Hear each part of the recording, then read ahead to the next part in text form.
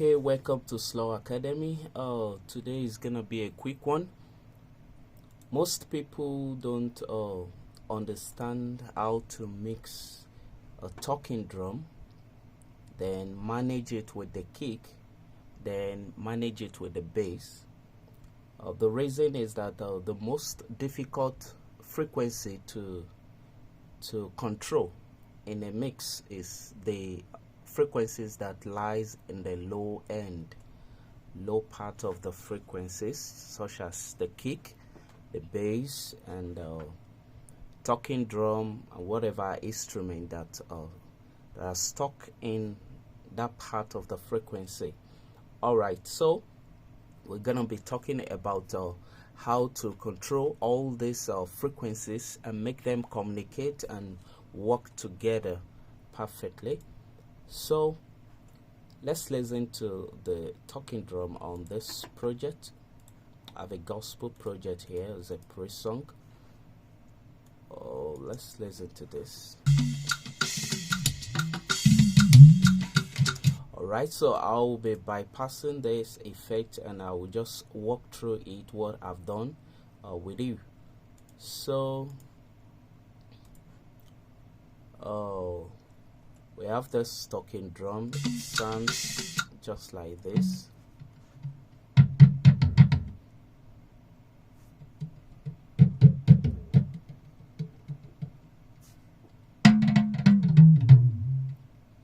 Okay, so the first thing is to bring out the tone of the talking drum, and all you need to do is to bring down your mid around 501 kilohertz, 500 kilohertz, 501, around that point. Bring down the mid part of the frequency on the talking drum. When that is done, you'll notice that the talking drum is losing the weight, but the tone of the talking drum is actually coming out.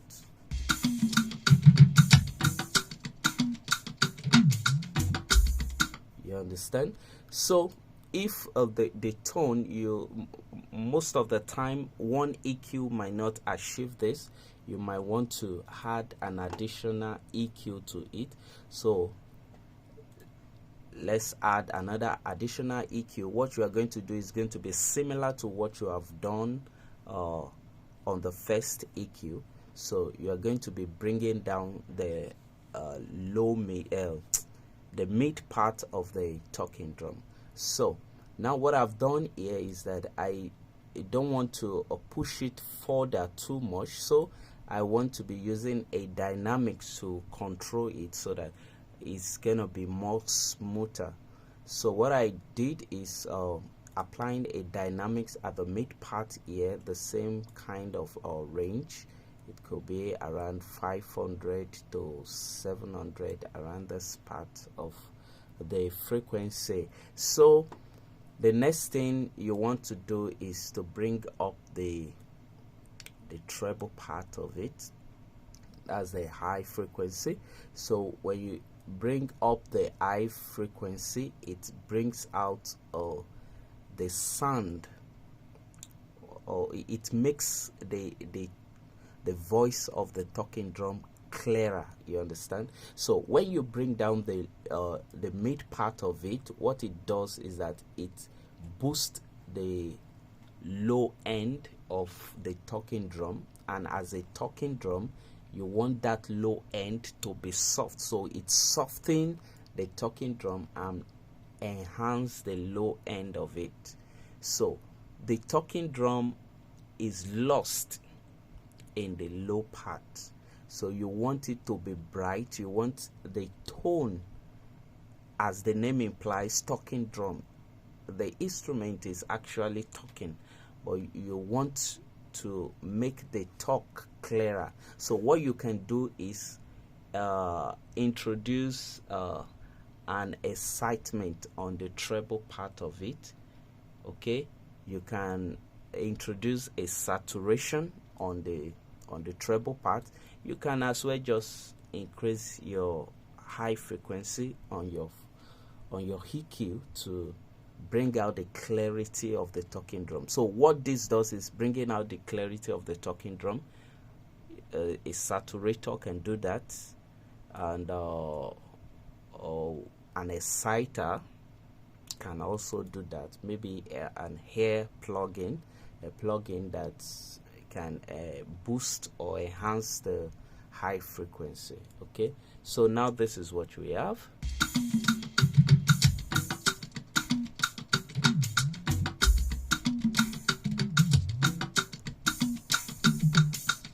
So you can see the tone of the talking drum is getting more clearer and is actually coming out. But the only thing is that as you are doing this, you notice that the sound of the talking drum is getting weaker. So what you need to do is to introduce a compressor to boost the energy of the talking drum. Okay.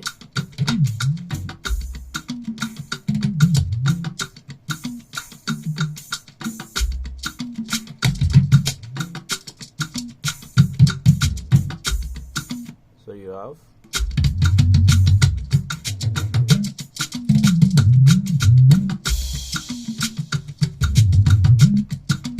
alright, so when you have that, you have boost out the energy of the talking drum. So our effect is getting too heavy, so I want to do a similar thing. What you just need to keep doing is repeating the similar frequencies, bringing down the mid, taking up the low if you want more low, and if the talking drum is getting lost in the mix, you want clarity, you bring up the high frequency. Okay, so let's say out the sun.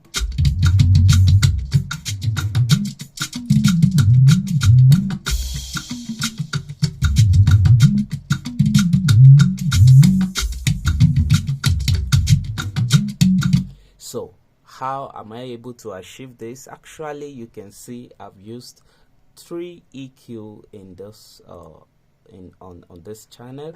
I used the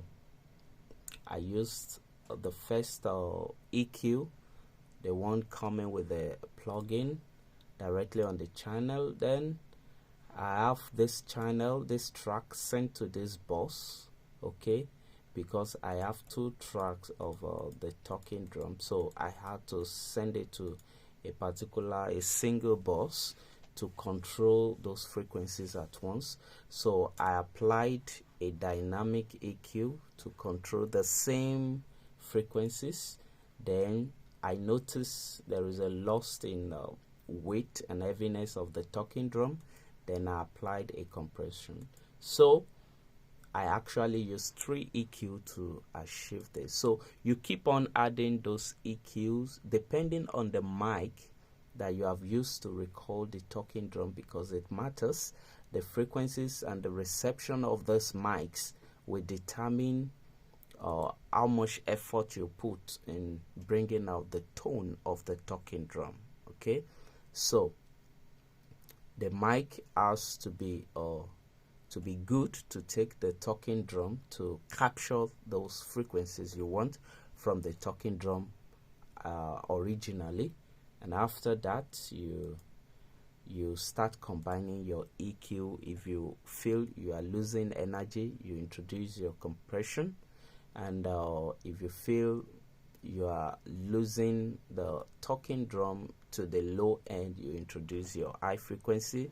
You can introduce your saturation on the high frequency.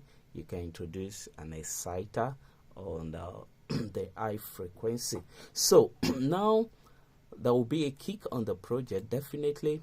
Then you have a problem because the talking drum is taking hold of the low part of the frequency, and the kick also sits in that same frequency. You have to create space for the kick also.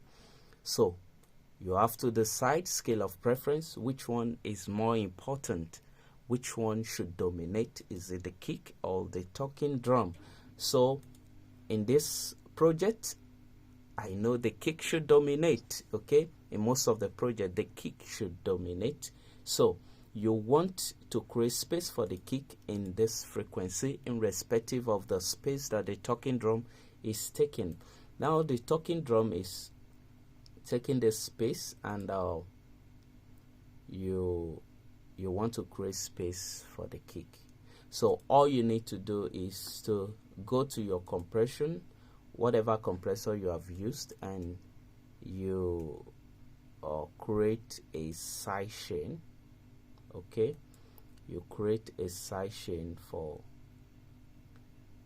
the talking drum. All right, so I'm creating a side chain with this compressor. Okay, so I want to move the compressor to the group channel of the talking drum. So we're on the group channel of the talking drum. This is the general output of the talking drum. I'm applying a compressor, and what you want to do is that you want this talking drum to be compressed. In fact, you can use a dynamic EQ. Okay, let's try that. Let's remove this. Okay, I want to use a dynamic EQ. I'll be using this auto-tune EQ. So I want to compress. You know why I picked a dynamic is that I may just want to control the low part of the frequency alone instead of controlling the whole frequency. Okay, so if you use a compressor, you are going to be controlling the whole frequency at once, but I want to concentrate on the low frequency, since that is the part that the kick and the talking drums are clashing. Okay, so I want to create a space for the kick on the low frequency part where the talking drum is dominating. Okay, so I want the kick to dominate at that part.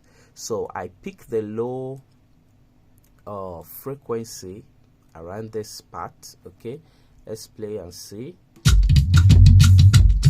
So you can see it is this part. So you can see the analyzer picking this part of the frequency. So using an analyzer is something that should be encouraged. It makes the work easy for you. It makes you to easily detect the points that are point of focus. Okay, point of focus that you need to focus on. So this is the part. So you can see the frequency here. So I want to have this type of shape. Okay, this type of shape, the bell shape. Okay, so I want to bring down the talking drum, okay, at this part of the frequency whenever the kick strikes. So when the kick do not play or hit, the frequency remain for the talking drum dominates, but immediately the kick sounds, you want the kick to dominate. So you want this to be ducked down automatically when the kick strikes. Okay, so that is what you want to do. Then to do that, you have to create a side chain. You have to side chain the talking drum with the kick. Okay, so let's activate our side chain in Cubase. To activate your side chain, just need to click on this little button at the top, which means activate or deactivate side chain. Any DAW you are using, just figure out the way to trigger or put on the side chain on that talking drum track. Then going to this setup side chain, you have to select the input hard side chain source. The source should be the kick. Okay, so you figure out how you side chain on your DAW. If you are using Pro Tools, Logic, or you are using Fruity Loops, I think Fruity Loops is even more easier. Just side chain, right click on the channel at the bottom, then just side chain to the other track, and the plugins, whatever plugin you put on that track, will receive that signal. All right, back to Cubase. You selected the source as the kick for the sidechain. So it means that the kick will control this frequency. Okay, so this frequency is not yet controlled by the kick, but this channel, this compressor is sidechained to the kick. So we want to receive the signal from an external sidechain. Then on this frequency we click on external under the sidechain. So whatever plugin you are using to will determine how you set up this. Okay, but this is just the same steps you are going to pass through, but depending on the design of the plugin, look for a way to sidechain. After that, pick your frequency and figure out on the plugin where to permit that signal, that sidechain coming into that frequency. We have millions of plugins there that can do this.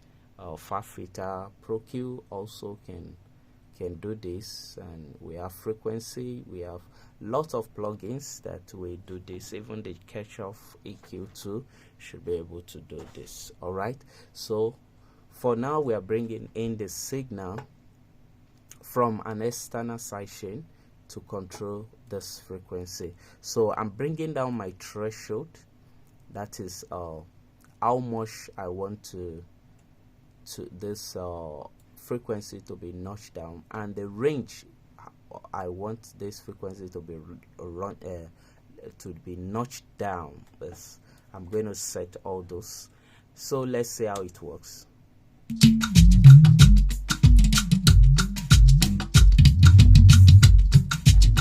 So you notice that when the kick strikes, the frequency keeps on ducking down. Okay, so 1, 2, 3, 4. That's the kick ducking and creating space for itself. Okay, it's creating space for itself to dominate instead of the talking drum. All right, so I notice there is a frequency here. You see this frequency, you see this plugin has a tracking feature. I can just enable it on this frequency, and I'll just want to nudge this frequency down a bit because I see it's getting out of range. Okay, I don't want it to get out of range, so I activate tracking for that instrument. I'm not using a sidechain on that frequency. I just want to tame that frequency a bit so that it doesn't get out of hand. Okay,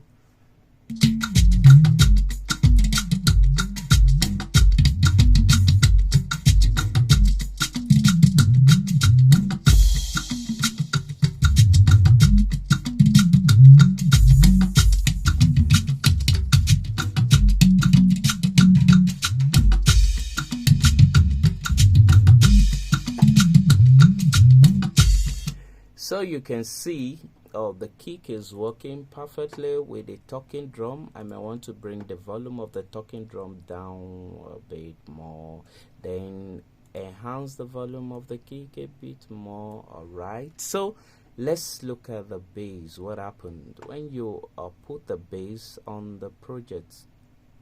You have an additional problem. Okay, so because the bass too is sitting on that same part of the frequency where the kick and the talking drums are sitting. You know, if you have the kick and the bass alone, maybe you're working on a worship song or you're working on an hip-hop song, you have a limited problem because you're going to just be sidechaining the kick with the bass. Okay, and you want the kick to dominate, so you just do what you have done on the talking drum on the bass, and that settles it. But now you are having an additional problem because you have 3 channels, instruments that you have to control on this frequency. All right, so you have to take a scale of preference again. What is dominating? Which instrument is dominating on this part? It's actually the kick again. Okay, so as the kick is controlling the talking drum, you want the kick should also control the bass. All right, So here, after mixing your bass, you can input your compressor. You do the same thing sidechain. Okay, so in this case I'm just using a compressor. You can try a multi-band and do the similar thing we do on the talking drum, but for now let's just use a compressor, all right, not a multi-band. So I activate my sidechain, go to the settings, select the source as the kick, all right. So then this bass will be notched down and create space for the kick to work. Let's see what happens.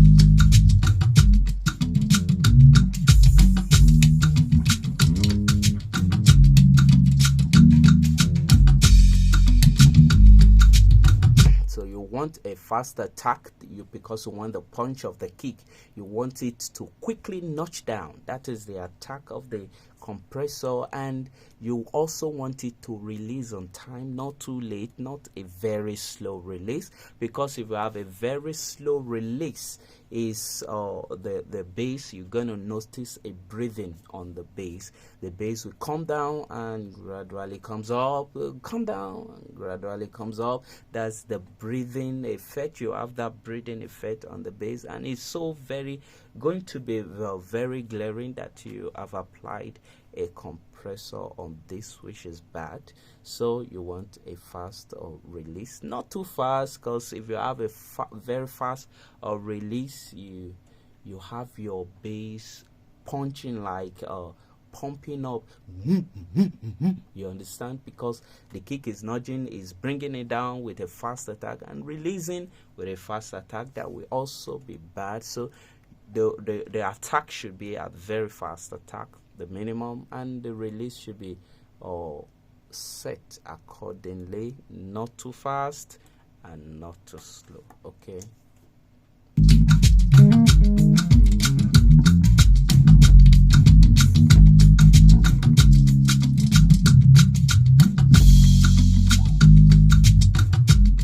So let's balance up the volume, the level of it. Let me just send the bass to 0, and you have this.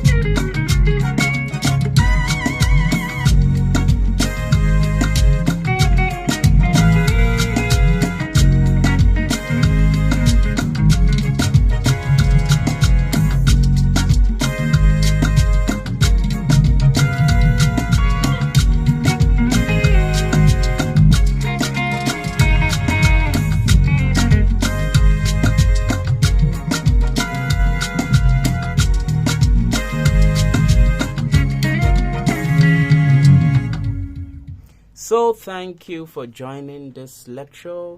Please make sure you subscribe to this channel if this have added something to what you know.